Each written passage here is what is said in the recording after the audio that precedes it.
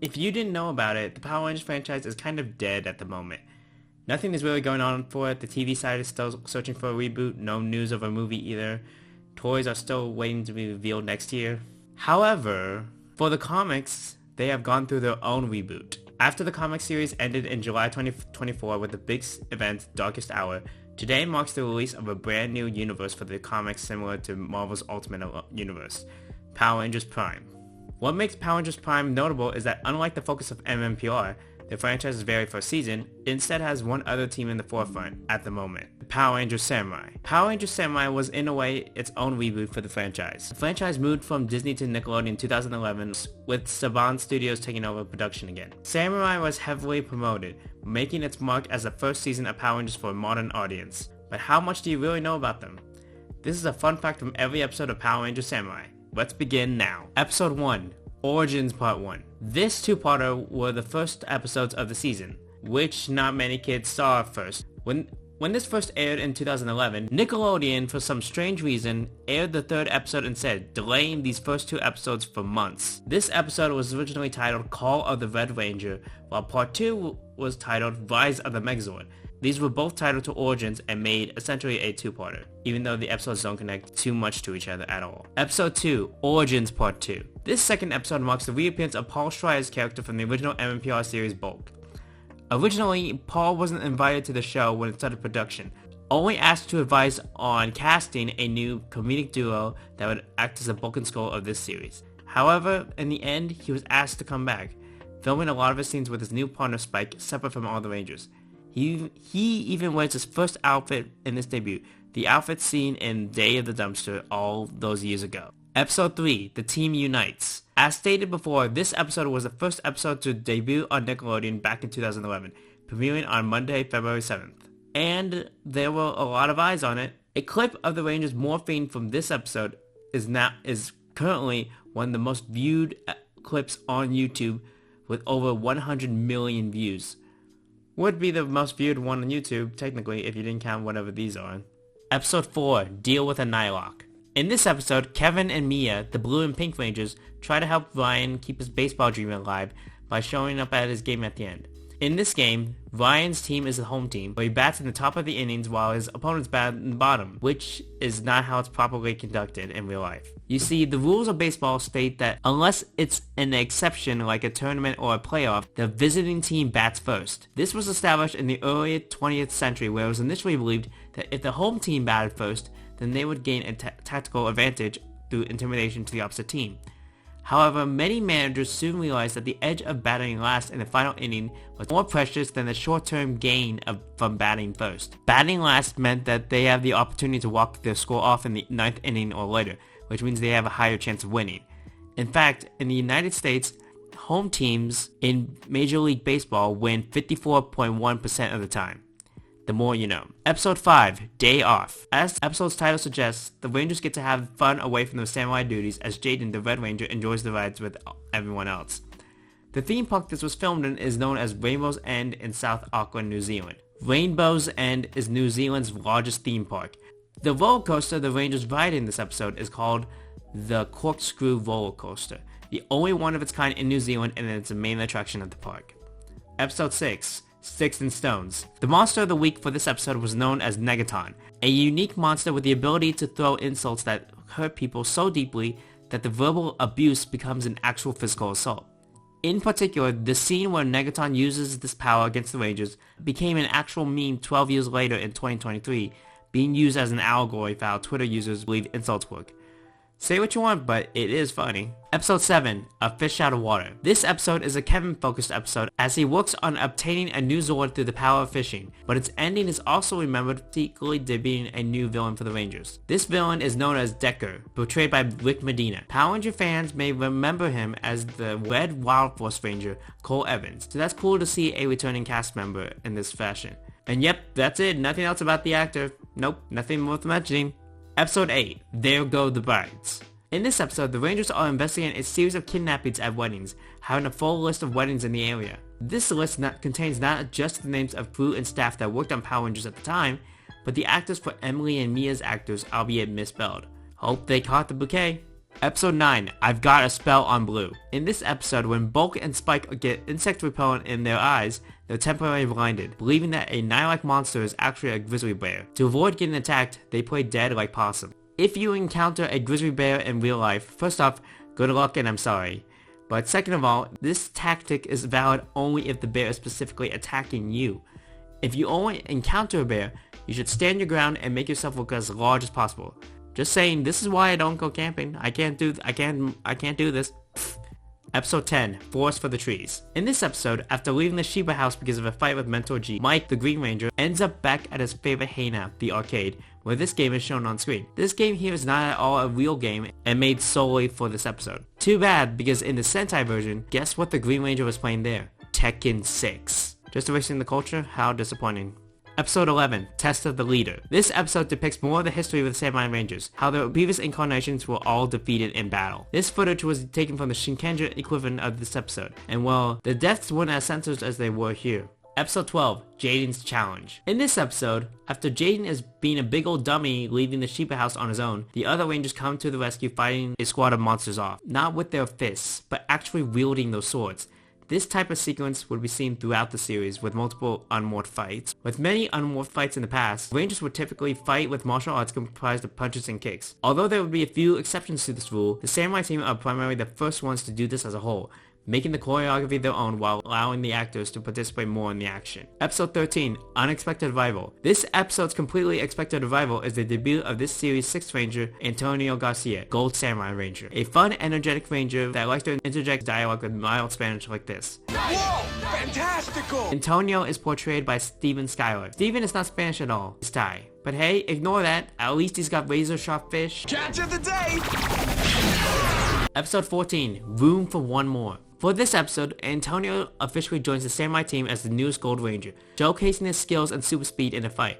As per the standard of the 6 Rangers, this speed isn't utilized that much in many of the fights after this point. However, for this episode, he was sure to show it off to the audience with this. If that was too fast for you, here's an instant replay! Besides a one-off episode showcasing filming behind the scenes and previous to this one, this is the only example of a Ranger breaking the 4th wall in the entire series. Don't underestimate him, Antonio knows what's up. Episode 15, The Blue and the Gold. Power Rangers had an average of 2 million viewers by 2012 on Nickelodeon. This episode in particular would be the highest rated for both seasons of Samurai for its US premiere at 3.7 million followers. Glad so many of them turned into the horrifying and dramatic content that Power Rangers has always been known for. That's right, toys being stolen. Episode 16, Team Spirit.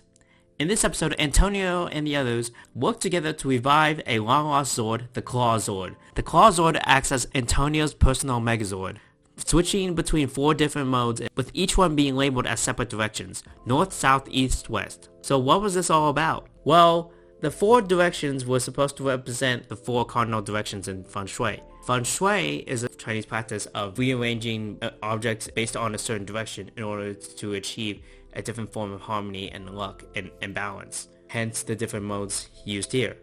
Episode 17, The Tengen Gate. In this episode, the Rangers head to a special temple in order to learn more about an item they could use to become more powerful, the Black Box. The guardian of this temple is this guy, Daisuke, who tells them all about the legend. Daisuke is portrayed by Grant McFarlane. Power Ranger fans know him as both the sensei and the main villain of a previous season, Power Rangers Ninja Storm. This episode is the actor's last connection to the PR franchise, as well as one of his last appearances in acting before his death in November 20th, 2018. 7 years after this episode aired. Rest in peace, good sir. Episode 18, Boxed In. Many of the props for the PR weapons are carried over from the Sentai, who use the actual toys that were sold in the show's toy line, which makes sense considering that Power Rangers is, for all intents and purposes, a toy commercial. Though some toys get more wear and tear than others. For example, in this episode, as the Rangers are handing Antonio their respective power discs in order for him to power the Black Box, we can see Mike's bare power disc with one of the stickers coming off of it. Even so, it's on screen, which means it's still worth a lot of money. Episode 19, Broken Dreams. The monster of the week for this episode is Rhino Snores, a Nihilok that can spray a gas at his victims, causing them to fall asleep and having wonderful dreams inside. When Bulk's dream is seen in the dream world, he dons on a very fancy looking samurai suit. This prop is currently in the possession of Bulk's actor Paul Schreier, as he has said before that although the prop team was against it, he took it home regardless, and it's still in his personal collection. Speaking of Vol fans, would love to see more photos of that.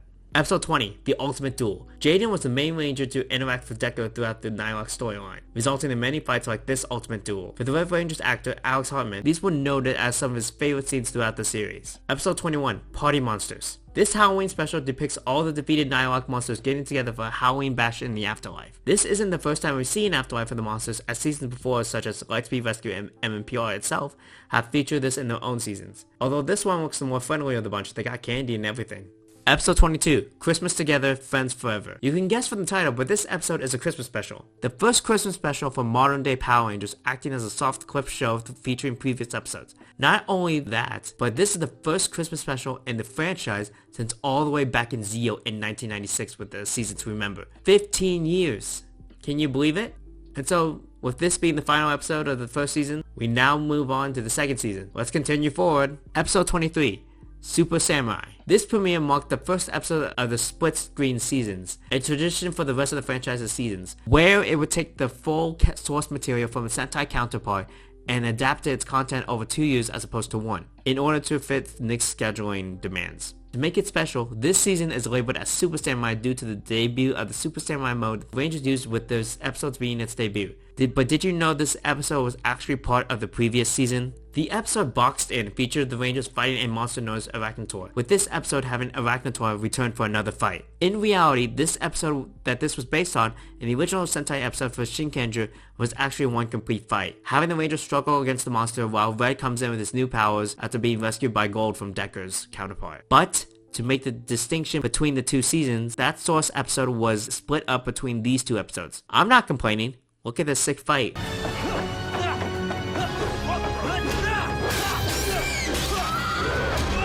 Episode 24, Shell Game. In a similar fashion from the previous episode, this episode is a little creative with its editing and structure. Here, the Rangers fight a monster while the Gold Ranger, Antonio, is missing his morpher and is too busy to notice anything wrong. In reality, this episode's source material comes from an episode before Gold debuted over there. And the fight that is shown for this episode with the Blue Ranger going Super Samurai is an original fight, as the source material for Blue's Super debut was more unusable due to the more human elements of that plotline. Episode 25, Trading Places. One of the rebrands that came with this series to its roots was the usage of a remixed version of the original MMPR theme, Go-Go Power Rangers. This would continue on for many years, being the basis for the theme songs for the rest of the seasons. But in this episode, some of the characters actually get to hum it, as you can see here. Check it out. Episode 26, Something Fishy. As a result of the previous episode, Antonio is deeply afraid of fish, having been stuck inside of one before almost being eaten by a cat. This fear, being afraid of fish, is known as ichthyophobia. Ichthyophobia is not usually cured by forcing the fish down someone's throat, as you see here. Just so you know. Episode 27, Clash of the Red Rangers. This episode is actually a movie debuting in between Samurai and Super Samurai's airings, having elements of Super Samurai already unlocked. This movie was actually produced at the end of the show's filming altogether, with this scene of our two Red Rangers coming out of the water as one of the last scenes in general. There were many issues that came with scheduling for this movie. Its main guest actor, Eka Darville, only being able to do a voice-only role due to his union status, and the RPM Red Ranger only being shown in his Ranger form. However, what is a cool piece of trivia to know is that Alex Hartman, the actor for Jaden, actually got to wear the RPM red suit for some of the movie scenes where the Red Ranger's being teased before actually showing up in the story itself. Super fun! Would love to know if there's photos of that somewhere. And hey, it makes sense. Jaden gets to wear RPM stuff while RPM gets to wear some Samurai stuff. Episode 28. The Rescue. Shown off in the Clash of the Red Rangers movie prior to this episode is the proper show debut of a special mode for the series. Shark Attack mode, with the Ranger getting a special shark toothed sword. And it's sentient, because of course it is. In the original Japanese version, this sword is actually supposed to be based off a Tyrannosaurus Rex, but was changed to a different animal entirely in the American version. Because, well, I guess they thought kids wouldn't like dinosaurs? Who knows? Although it's unexplained why it was changed, the change itself was not too far from actual history. There are records of societies creating swords and weapons using shark teeth in various Polynesian cultures, mainly Hawaii. I don't see why samurais can't use these. Episode 29, The Bull Zord. In addition to the Rangers gaining access to a brand new Zord, the aforementioned Bull Zord, they also gained access to a special mode in their arsenal, Shogun mode. With the Neo Saban era, exclusive modes and suits to Power Rangers were shown in the show in order to boost toy sales. However, due to making the footage match with the Sentai, these modes were only relegated to being used for Megazord fights, being easy for the crew to film with the Rangers in front of a backdrop. Shogun mode would stand as the only cockpit exclusive mode to be used outside of the Megazord, showing up in the finale of the season. Episode 30, He Ain't Heavy Metal, He's My Brother. This episode is about Mia reconnecting with her younger brother before she joins him and Antonia for a concert fundraiser performing a song called Everyday Fun. Everyday Fun is one of the few non-themed songs in Power Rangers to get an official release, having been on iTunes and featured on the main Power Rangers and Nickelodeon websites at the time. It's so good, it's even reused for an episode for the next team, Power Rangers Super Mega Force. I'll be a bit lazy, but who cares. Episode 31, Kevin's Choice. In order to try and teach Spike the ways of the samurai, Bulk tells Spike that he used to be a lifeguard. This is in fact true, calling all the way back to Bulk's job and changing the Zords. Albeit brief, it was shown that Baywatch ain't got nothing on him. Episode 32, Runaway Spike. Mia takes charge in this episode against the Nylock fight, taking a hold of the black box on the ground before using Shogun mode in the Megazord to finish the monster off. Although the term Battle Eyes had been abandoned by this point in the franchise, Shogun mode essentially acts like that for the Rangers. This in turn means that this is the first time a female Ranger gets to use the most powerful mode for the team. Comics would enable this for some of their Rangers. This was a big step forward. But one other thing to note is that on set, there was only one Shogun mode set of armor made for the show, the red version. The only thing that was made unique to each Ranger were their respective helmets. So when other Rangers use this mode, in filming, the armor is digitally recolored later on in order to match the Ranger in question. Episode 33, The Strange Case of the Munchies. In this episode, Bulk and Spike end up finding Mia's purse and decide to go to her house, quote unquote, in order to return it, ending up in one strange boot camp instead. When the two of them see the purse, they locate her driver's license. The driver's license not only reveals the name of the city the show is based in, it also reveals Mia's last name, something that the other main Rangers don't have, Mia Watanabe. This name coincidentally has the same last name as another Power Ranger, Cam from the Ninja Storm, who also had some samurai power. Episode 34, A Sticky Situation. In this episode, Kevin and Mike are forced to bond together after being glued together by a monster's sticky white liquid. In an effort to try and get the two of them back in sync, they practice swordplay, more specifically a strike known as basic kirigiri. Now this is one of the few times they actually mention a legitimate sword fighting technique in this show about ancient samurai. So what is kesagiri? Kesagiri is a basic sword strike coming from the two words kesa and giri. Kesa in relation to rope and giri meaning cut. This move essentially means you're holding the sword up high, striking one of your opponent's shoulders before you go in a diagonal fashion and go all the way towards their hip. It's a very effective sword strike in general. This move may not seem like much, but with any samurai, this move can be very lethal. Episode 35, Trust Me. What Power Rangers likes to do sometimes when there's only so much episodes you can adapt is just compress multiple Sentai episodes together and try to create their own plot. Here is a good example of that. This episode's main plotline is about the Rangers going to stop Serrato, Deco, and Dayu as they spread dangerous ashes all over an island, which was the main plot of the original Sentai episode this was based on. However, while this episode uses the footage from that, it also had to lift footage from another unrelated episode in order to introduce the Rangers' newest weapon, the bazooka, to the audience and have it make sense for the bazooka's usage for this episode's footage to make sense. I hope you got all that, because like I said, this took a lot.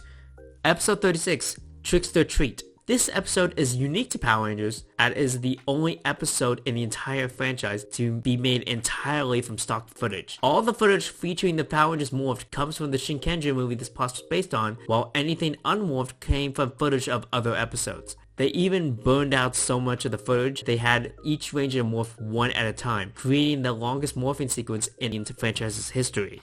Episode 37, The Master Returns. As the name implies, Master Xandred returns.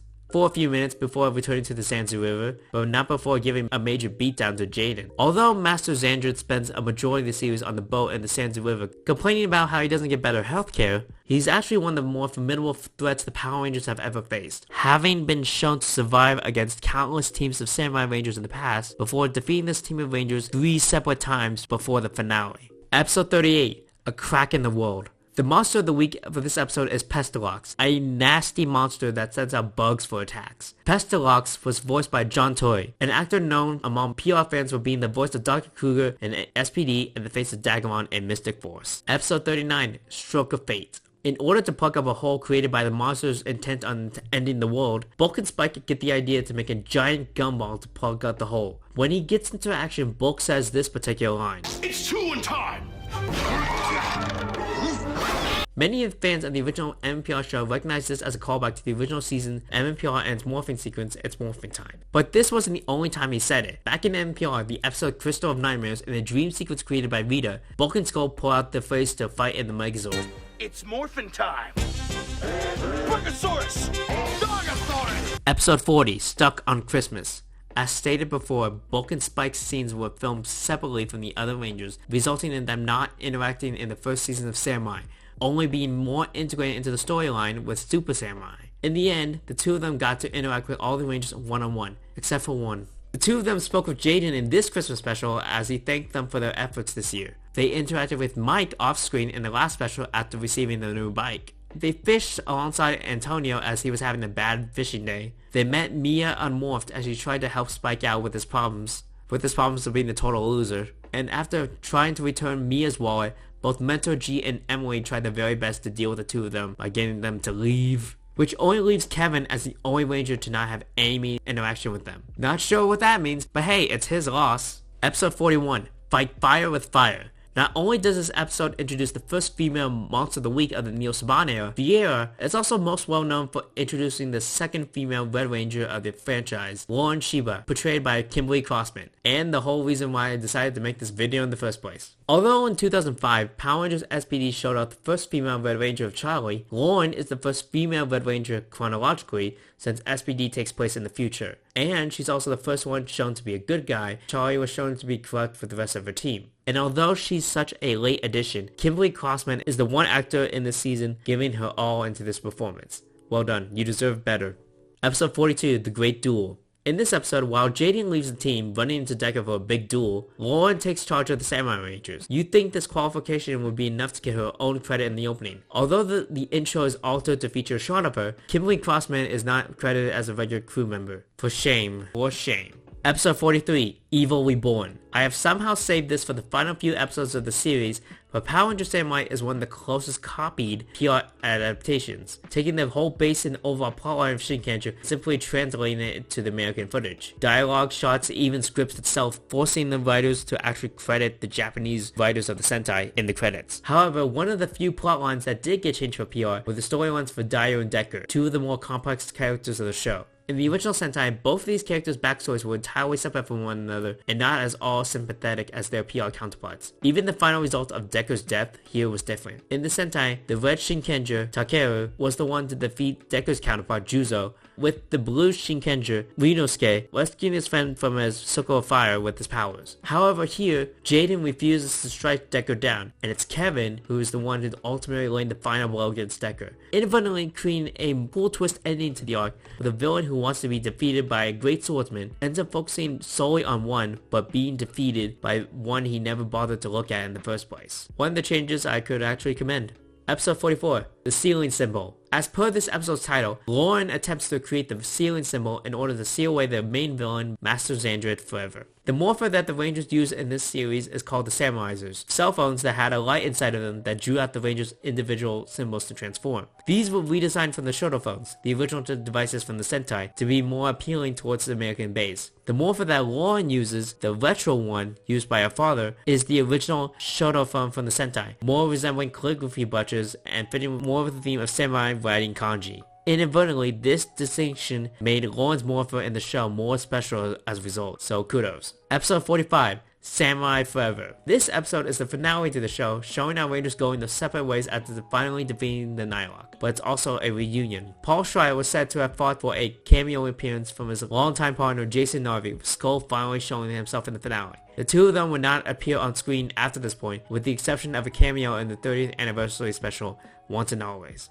And that is the end of this video. We have made it through 45 facts of the show. Whether or not some of them are a bit iffy to say, or maybe a bit basic for those of you who do know the franchise, it was fun for me to try to research all what this show has to offer, revisiting the start of a brand new era for the franchise. Hope to see a new era begin with Power Rangers Prime now out in comic book stores. Check it out for yourself and let's see what it has to give us. By the way, this was not at all sponsored. My voice is not elegant enough for sponsorships. Anyways, leave in the comments below if there are any suggestions as to what show I should do next. I hope to see you all in the next video. Take care.